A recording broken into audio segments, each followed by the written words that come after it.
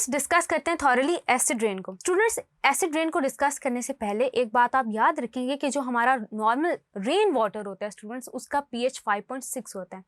And students the rain water which has pH even less than 5.6 is called as acid rain. Students याद रखिएगा कि आपके पास acid rain normal condition नहीं है, इसको हम एसिड डिपोजिशन भी कहते हैं। सबसे पहले स्टूडेंट्स इसको डिस्कवर किया था एंगस स्मिथ ने in great Britain in 1853। And students याद रखिएगा कि इसका pH 5.6 से कम होता है। स्टूडेंट्स मैंने डिस्कस किया आपसे कि मुख्तलिफ तरह की गैसेस आपके एनवायरनमेंट के अंदर ऑलरेडी प्रेजेंट होती हैं। अब स्टूडेंट्स आपके जो एनवायरनमेंट को पोल्यूट कर रहे होते हैं सब्सटेंसेस, उनको हम कह रहे होते हैं पोल्यूटेंट। अब स्टूडेंट्स ज़्यादातर ये जो पोल्यूटेंट्स होते हैं ये अपनी गैसियस या वेपर फॉर्म में एग्जिस्ट कर रहे होते हैं। स्टूडेंट्स याद रखिएगा कि आपके पास कार्बन डाइऑक्साइड भी अगर एक कंसंट्रेशन से ज़्यादा है आपके एटमॉस्फेयर के अंदर, देन इट इज़ पोल्यूटेंट। अब स्टूडेंट्स एक बात हम डिस्कस करेंगे। स्टूडेंट्स हमने डिस्कस किया कि नाइट्रोजन डाइऑक्साइड वॉल्केनिक करप्शन के थ्रू आ रही होती है, न्यूक्लियर टेस्ट के थ्रू आ रही होती है, इनकम्प्लीट कंबशन के थ्रू आपके एटमॉस्फेयर में आ रही होती है।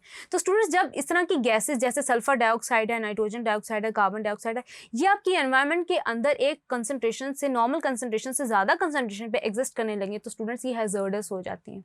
एंड स्टूडेंट्स आपको अच्छी तरह पता है कि आपकी जो एनवायरनमेंट है, आपका जो एटमॉस्फेयर है, उसमें वाटर वेपर्स भी एग्जिस्ट कर रहे होते हैं। तो स्टूडेंट्स होता क्या है कि रेनी कंडीशंस के अंदर एसिड रेन कैसे जनरेट होती है कि रेनी कंडीशंस के अंदर ह्यूमिडिटी ज़्यादा हो जाती है। ये जो स्टूडेंट्स आपकी एक्सेस ऑफ गैसेस होती हैं इन the form of nitrogen dioxide, in the form of sulphur dioxide, in the form of carbon dioxide, ये वाटर के साथ रिएक्ट करके क्या करते हैं, एसिड्स जनरेट करते हैं। और स्टूडेंट्स आपको पता है कि उन एसिड्स की नेचर एसिडिक किस हद तक है, यानी कि वो पीएच को, रेन वाटर के पीएच को मजीद कम कर लेते हैं and they fall out students from that of the clouds in the form of water. अब स्टूडेंट वो जो रेन वाटर होता है वो हाईली एसिडिक हो जाता है। जब वो एसिडिक होता है तो स्टूडेंट्स उसके कॉन्सिक्वेंसेज होते हैं जो कि इन the form of adverse effect हम डिस्कस भी करेंगे। अब स्टूडेंट्स इसके रिएक्शंस हैं उनको हम डिस्कस कर लेते हैं। सल्फर डाइऑक्साइड स्टूडेंट्स जब वाटर के साथ रिएक्ट करता है तो ये सल्फ्यूरिक एसिड जनरेट करता है। इसी तरह स्टूडेंट्स आपका जो कार्बन डाइऑक्साइड है जब ये वाटर के साथ रिएक्ट करता है तो ये जनरेट करता है कार्बोनिक एसिड H2CO3।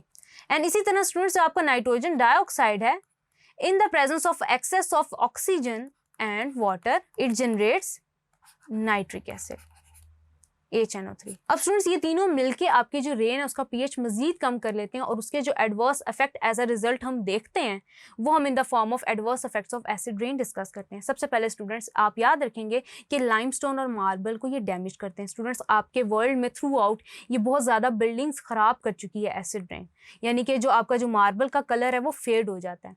उसके अलावा स्टूडेंट्स जो फैब्रिक्स आप यूज़ करते हैं उनके कलर्स फेड हो जाते हैं। उसके अलावा स्टूडेंट्स ये आपके जो लेक वाटर है उसको भी एसिडिक कर लेता है, क्योंकि students in the form heavy rains की फॉर्म में अगर ये वाटर नीचे आता है on the surface of the earth तो ये ग्राउंड वाटर में जाता है, लेक्स और स्ट्रीम्स में जाता है, उनको फर्दर एसिडिक करता है।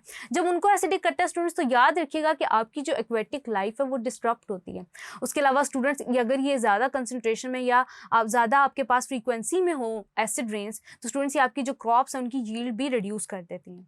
फर्दर स्टूडेंट्स हम डिस्कस करते हैं कि ये करोसिव होती हैं और दे अटैक ऑन स्किन, यानी कि आपकी स्किन प्रॉब्लम्स भी ये कॉज कर रही होती हैं।